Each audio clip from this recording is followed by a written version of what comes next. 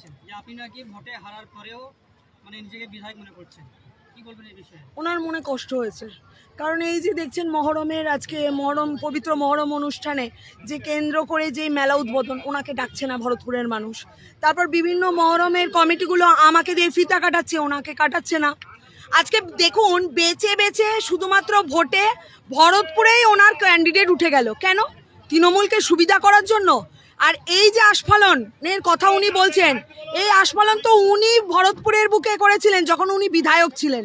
কারণ আপনারা দেখেছেন ওনার নেতৃত্বে এই ভরতপুরের তোলাবাজির রাজনীতি হতো।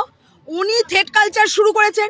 এখন অনামিকা ঘোষ হেরে গিয়েও মানে ওই যে তৃণমূলের সাথে যে সেটিং করে প্রার্থী উঠিয়ে নিল হুমায়ুন কবির, তাতে ভাটা পড়ে গেল। কারণ হারার পরও অনামিকা ঘোষ আসছে আর তোলাবাজি ভরতপুর থেকে বন্ধ করে দিয়েছে। ওনার দুঃখ হয়েছে এবং বলতে চাই যে হালুয়াটা কম পেয়েছে এই পবিত্র মহরমে, ওনাকে হালুয়াটা কম খাইয়েছে। আমাকে ভালোবেসে মায়েরা চাচিরা খাইয়েছে, ওনার কষ্ট হয়েছে। এবং এর সাথে সাথে ওনাকে বলতে চাই যে ভাষা উনি প্রয়োগ করেছেন অত্যন্ত নিন্দনীয় এবং লজ্জাজনক। ভাঙতে আমরাও পারি, ভেঙে আমরাও হসপিটালে দিতে পারি, কিন্তু আমরা এমন রাজনীতিতে বিশ্বাস করি না। উনি মুসলিম সম্প্রদায়কে সামনে রেখে বলছেন যে লাখ লাখ মুসলিমকে উনি রাস্তায় নামাবেন। কেন? অনামিকা ঘোষকে মারার জন্য, বিজেপিকে মারার জন্য। কোনো মুসলিম কি বলেছে এই কথা? বলেনি, একমাত্র হুমায়ুন কবির বলেছে। তাই কোনো মুসলিম ভাইরা এরকম কথা বলতে পারে না। এই ভরতপুরে, এই মুর্শিদাবাদে শান্তির রাজনীতি হবে। এই ভরতপুরে যদি আর কোনো উস্কানিমূলক মন্তব্য করে, হুমায়ুন কবিরকে তার দায়ভার নিতে হবে, তার দায়িত্ব নিতে হবে হুমায়ুন কবিরকে।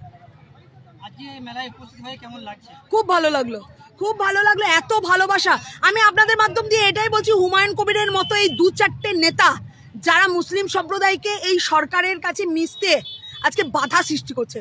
আমার মুসলিম সম্প্রদায় উন্নয়ন চাই, আমরা তাদেরকে উন্নয়ন দেওয়ার জন্য আমরা প্রস্তুত, আমরা আপন করছি, তারাও আপন করছে। তার হচ্ছে কারণ দেখুন আমি আজকে এই মেলায় উপস্থিত মহরমের, কিন্তু এই হুমায়ুন কবিরের মতো কিছু নেতারা আছে যারা চাই পশ্চিম বাংলার বুকে ভেদাভেদের রাজনীতি হয়, কিন্তু বিজেপি এই ভেদাভেদের রাজনীতি করবে না, বিজেপি সৌভ্রাতৃত্বপূর্ণ রাজনীতি করবে। এ কথাই আমি আপনাদের মাধ্যম দিয়ে বলে যেতে চাই। উপলক্ষে সালারবাসীকে কি বার্তা দেবেন? মহরম খুব ভালোভাবে কাটলো এবং আমি পুলিশ প্রশাসনকে বলে রেখেছিলাম যাতে এই অনুষ্ঠান সুষ্ঠুভাবে কাটুক এবং সুষ্ঠু শান্তিভাবেই কাটবে। আমি বলতে চাই যে একদিকে যেমন মন্দিরের ঘণ্টা বাজবে, অপরদিকে মসজিদে আজান পড়বে।